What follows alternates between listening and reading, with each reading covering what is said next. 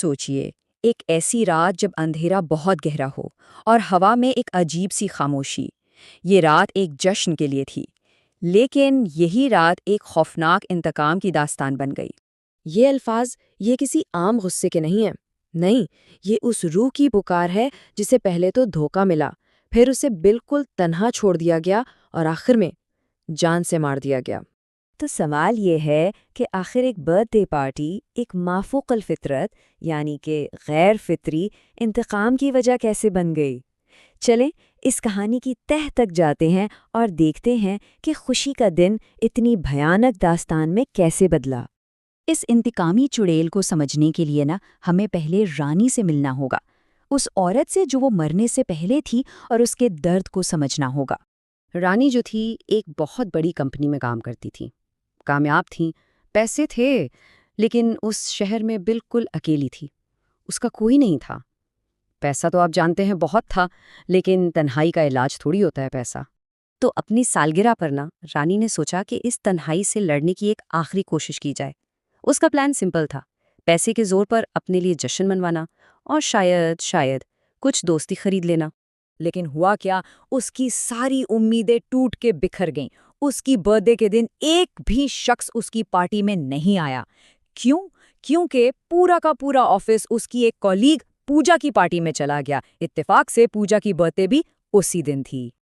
अब रानी गुस्से में लाल पीली पूजा के घर पहुंची तो उसके कॉलीग्स ने क्या कहा?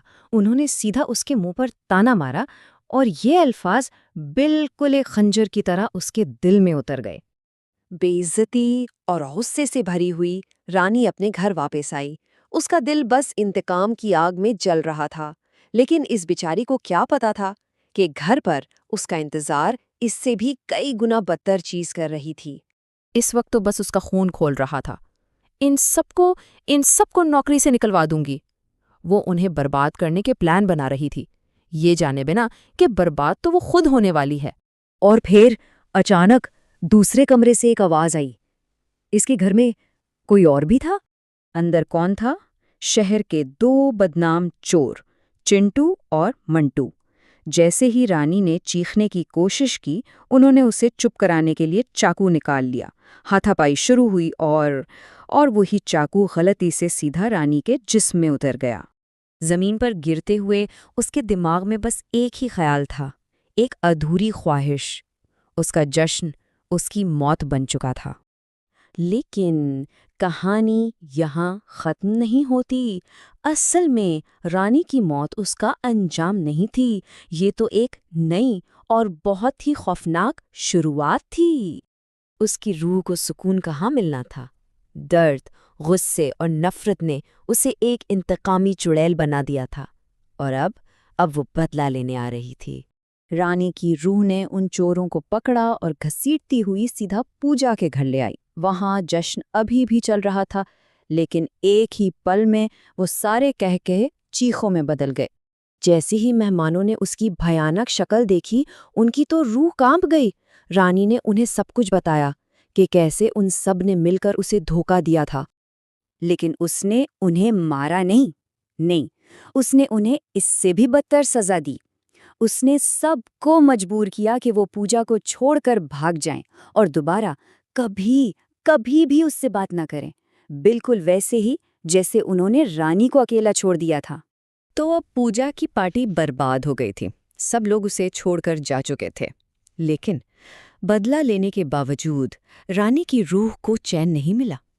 इंतकाम में वो सुकून था ही नहीं जिसकी उसे तलाश थी। वो अपने घर वापस आई, मायूस, उदास। इंतकाम से उसे कुछ हासिल नहीं हुआ था। कहते हैं हर रूह की एक आखिरी ख्वाहिश होती है, एक ऐसी अधूरी ख्वाहिश जो उसे इस दुनिया से बांधे रखती है। और रानी की भी एक ऐसी ही ख्वाहिश थी। और फिर वहां चिंटू और मिंटू वापस आए, वही उसके कातिल। लेकिन इस बार उनके हाथों में चाकू नहीं था, बल्कि कुछ और ही था।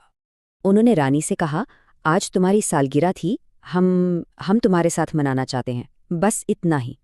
यही वो छोटी सी मेहरबानी थी जिसके लिए रानी पूरी जिंदगी तरसती रही।